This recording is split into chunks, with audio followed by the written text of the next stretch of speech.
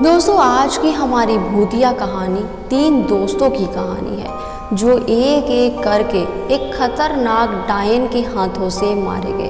तो चलिए, इससे पहले आप हमारे चैनल को सब्सक्राइब कर लें ताकि रोज़ाना आपको भूतिया कहानी देखने को मिलती रहे। तो इसमें दोस्तों पहली कहानी है सुरेश नाम के लड़के की। देर रात सुरेश ऑफिस में काम कर रहा था। वो एक ज़मीन के प्रोजेक्ट पे काम कर रहा था और काम में वो इतना ज़्यादा मशगूल हो जाता है कि उसे बाहर क्या हो रहा है उसे पता ही नहीं चलता। पर जब घड़ी पर नज़र पड़ती है तो देखता है रात के 9 बज गए हैं। और जब वो खिड़की से झांक कर देखता है तो बाहर का जो मौसम होता है वो आंधी तूफान बरसात का होता है और ज़ोरदार तरीके से बारिश हो रही थी। तभी सुरेश सोचता है कि मैं काम पे इतना बिजी हो गया कि मुझे मौसम का ही पता नहीं चला। तभी सुरेश सोचता है कि आज के लिए इतना काम बहुत, अभी मैं निकलता हूँ, जैसे मेरे बाकी के दोस्त चले गए अब मैं भी चलता हूँ। स्कूटर निकालता है और वो जाने लगता है। पर तूफान बारिश इतनी तेज़ थी कि सुरेश इतनी जल्दी पानी में भीग गया और ठंड के मारे कांपने लगा। अभी आगे चल ही रहा था कि अचानक से एक बिल्ली उसके स्कूटर के सामने आ जाती है।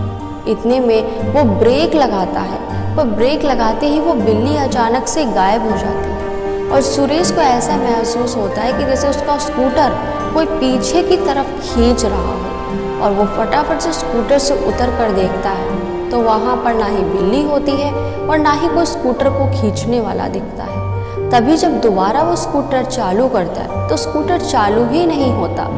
तभी अचानक से स्कूटर की लाइट अपने आप जलने लगती है, बंद होने लगती है। इतने में सुरेश काफ़ी ज़्यादा डर जाता है और मारे ठंड के कांपने लगता है और स्कूटर को रोड के किनारे लगा देता है कि तभी उसे किसी के हाथ, जैसे हाथ उसके पीठ पे किसी ने पीछे से रख दिया हो, उसको कुछ ऐसा महसूस होता है। तभी सुरेश काफ़ी तेज़ी से चिल्लाता है और कहता है चिल्लाते हुए कि प्लीज़ मुझे छोड़ दो, मुझे जाने दो, मैंने कुछ नहीं किया। तभी जब वो आंखें खोलकर पीछे देखता है तो कोई भी नहीं होता। तभी जैसे ही वो आगे देखता है उसके सामने एक सफ़ेद कलर का छाता पड़ा होता है और इतना देखते ही सुरेश अपनी आंखों को कसके से भींच लेता है, बंद कर लेता है।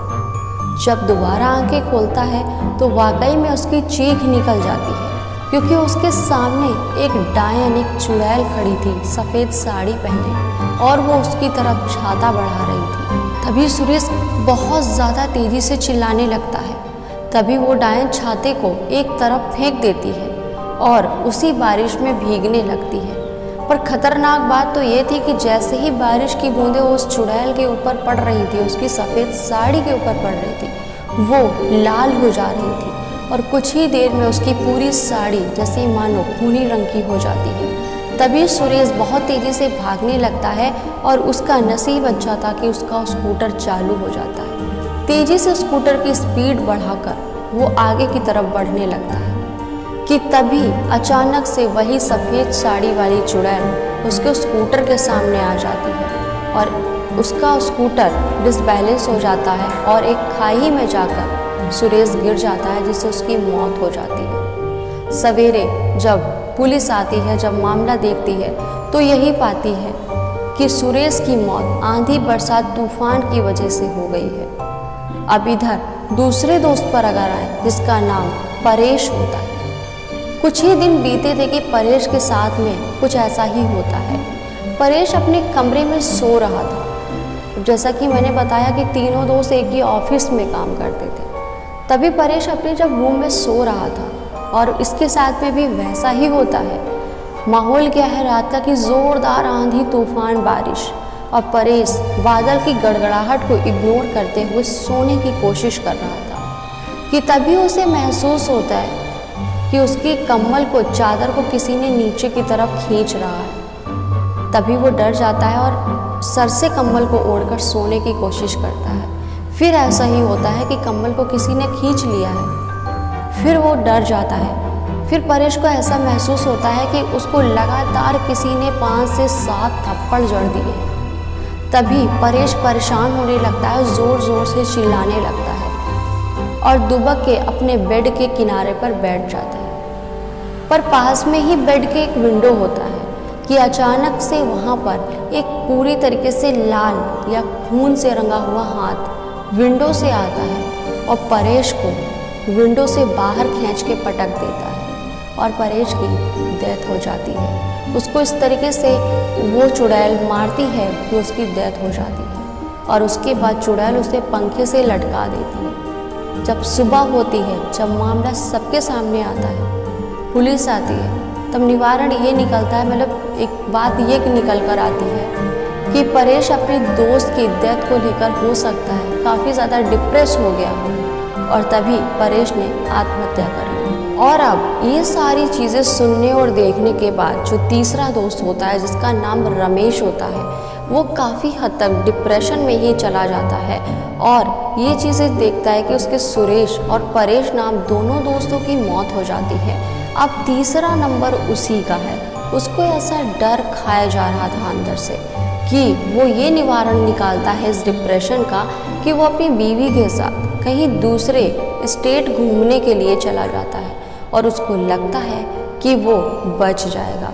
काफ़ी टाइम वो जब दूसरे स्टेट में रहता है, ऑफिस से छुट्टी ले लेता है और 2 महीने के बाद जब लौटता है अपने ऑफिस पर, अपने काम पर, तो सब कुछ भूल चुका था। वो अपने दोनों दोस्तों की डेथ को कहीं ना कहीं एक दूसरे फोल्डर में डालकर भूल चुका था और नए सिरे से अपनी लाइफ को शुरू करने वाला था या शुरू कर चुका था। अच्छा, इधर रमेश देर रात ऑफिस में काम कर रहा था। उसको इतना सारा काम पेंडिंग था, 2 महीने की छुट्टी पर था, तो उसने सोचा कि अब वो ज़्यादा से ज़्यादा टाइम अपने काम पर ही लगाएगा। और उस दिन भी वैसा ही हुआ। जब रमेश अपने घर के लिए निकला तो ज़ोरदार बारिश, ज़ोरदार तूफान, जैसे एक डरावनी काली रात हो, जैसा ठीक सुरेश के साथ हुआ, जैसा परेश के साथ हुआ। तभी वो अपनी कार को ड्राइव करके जा रहा था कि अचानक से उसकी कार का पहिया एक गहरे गड्ढे में जाकर ठहर जाता है, फंस जाता है, जिससे कार आगे बढ़ ही नहीं रही होती है। तभी जब रमेश गाड़ी से उतरकर देखता है कि ये तो बहुत ज़्यादा धंस चुका है, अब मैं घर तक कैसे जाऊँ, अब वो भीगना शुरू हो जाता है। तभी काफ़ी कोशिश कर रहा था निकालने की। तभी उधर से एक औरत आती है जो काफ़ी ज़्यादा सुंदर होती है, यंग होती है, तो वो कहने लगती है क्या मैं कोशिश करूँ। तभी रमेश थोड़ा डर जाता है कि अचानक से एक लड़की ऐसे सुनसान वीरान सड़क पर कहाँ से आ गई। तभी वो लड़की बहुत प्यारी स्माइल करती है कि अरे मुझे भी आप आगे तक छोड़ देना अगर आपकी गाड़ी स्टार्ट हो जाए। तभी रमेश कहता है जी बिल्कुल, पर मेरी गाड़ी स्टार्ट नहीं हो रही है, इसका पहिया फंस गया है। तभी लड़की कहती है कि क्या मैं कोशिश करके देखूं, शायद हो जाए। तभी रमेश हंसते हुए कहता है अरे मुझसे नहीं हो रहा है तो आपसे कैसे होगा। पर जैसे ही वो लड़की पहिए में हाथ लगाती है तो फट से उस पहिए को गड्ढे से बाहर निकाल देती है। ये देखकर रमेश काफ़ी चौंक जाता है। खैर, इतना ज़्यादा आंधी तूफान, अब वो चौंकने पर क्या ज़्यादा ध्यान लगाता। उससे कहता है आप बैठो, मैं आपको घर तक छोड़ दूँगा।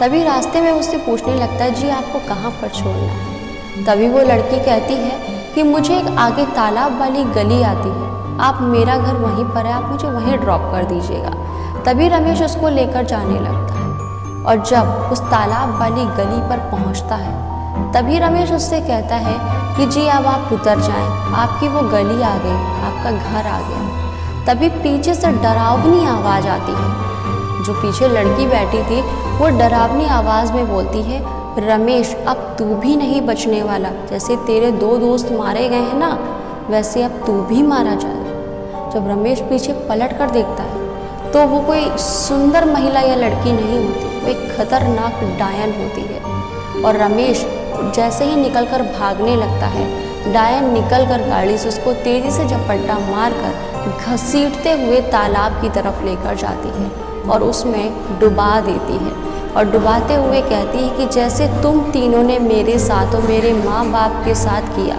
आज वही तुम तीनों के साथ हुआ।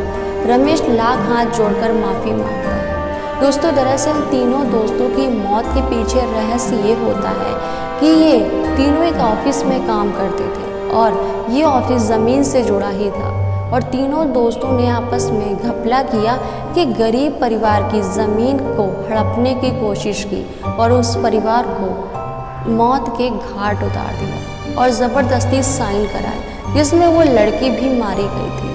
अब वो लड़की मर जाने के बाद एक खतरनाक डायन में बदल गई और उसने एक एक कर तीनों दोस्तों को मौत के घाट उतार दिया। तो ये वही चुड़ैल, वही डायन थी और डुबो डुबो कर रमेश को भी उसने मौत के घाट उतार दिया।